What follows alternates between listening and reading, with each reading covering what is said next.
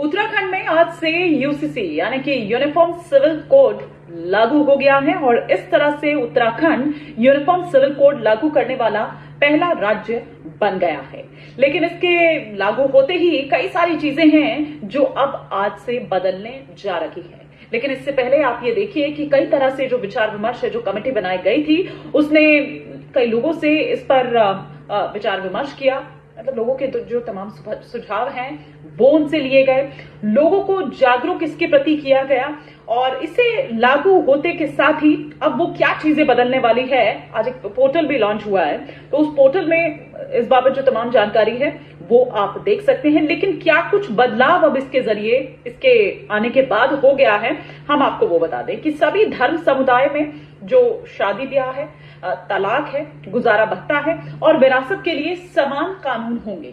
शादियों का रजिस्ट्रेशन जरूरी है, मतलब 6 महीने के अंदर अंदर, शादी के 6 महीने के अंदर अंदर आपको रजिस्टर कराना जरूरी होगा। अगर आप रजिस्टर नहीं कराते हैं तो फिर आपको इसके लिए जुर्माना बाकायदा देना होगा। 25,000 का जुर्माना लगाया जा सकता है और जो भी सरकारी सुविधाएं हैं उनका लाभ आपको नहीं मिलेगा। अच्छा, जो 26 मार्च 2010 से पहले की जो शादियां हैं उनको रजिस्ट्रेशन कराना जरूरी नहीं है, उनके लिए ये नहीं है, मतलब अगर वो नहीं भी कराते हैं तो चलेगा। लेकिन जो 26 मार्च 2010 के बाद की जितनी भी शादियां हैं उनको रजिस्ट्रेशन करवाना अनिवार्य होगा। महिलाओं को भी पुरुषों के समान जो लाभ का अधिकार है वो मिलेगा। जो भी संपत्ति है, प्रॉपर्टी जो भी है, उसमें बेटा बेटी को बराबर का हक मिलेगा। जायज हो नाजायज हो, उन बच्चों में भी कोई किसी तरह का कोई भेद नहीं होगा। मतलब वो जो बंटवारा है वो उन बच्चों में उसी तरीके से होगा। किसी भी जाति, धर्म या संप्रदाय के शख्स के लिए तलाक का एक समान कानून होगा। फिलहाल देश में हर धर्म के हिसाब से इस मामलों का निपटारा किया जाता है, लेकिन इसके बाद ऐसा नहीं होगा। इसके जरिए उत्तराखंड में बहु विवाह पर रोक लगेगी। लड़कियों की जो शादी की उम्र है वो 18 साल होना जरूरी है और वो किसी भी जाति या धर्म से जुड़ी हुई उसकी 18 साल शादी की एज होना जरूरी है।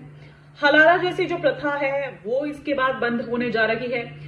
उत्तराधिकारी की अगर बात करें तो उत्तराधिकार के लिए अब लड़कियों को या लड़कों को बराबर का ही इसके लिए हकदार माना जाएगा। लिव इन का रजिस्ट्रेशन भी जरूरी होगा और लिव इन के लिए अगर आपकी उम्र 18 से 21 साल के बीच है तो आपके पेरेंट्स का जो सहमति पत्र है वो भी लगेगा।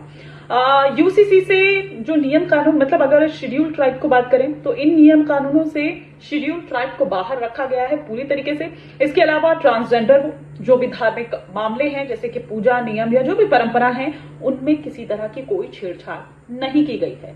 तो यूसीसी के जरिए, अब मतलब यूसीसी के जरिए मतलब कि यूसीसी के आने के बाद अब जो जो चीजें बदलने जा रही है प्रदेश में वो हम यहाँ आपको बता रहे थे। लेकिन आपको बता दें कि बीजेपी ने 2020 में जो 2020 के जो विधानसभा चुनाव थे उनमें ये वादा किया था और चुनावों में ये मुद्दा अहम बना था और अब ये लागू हो गया है।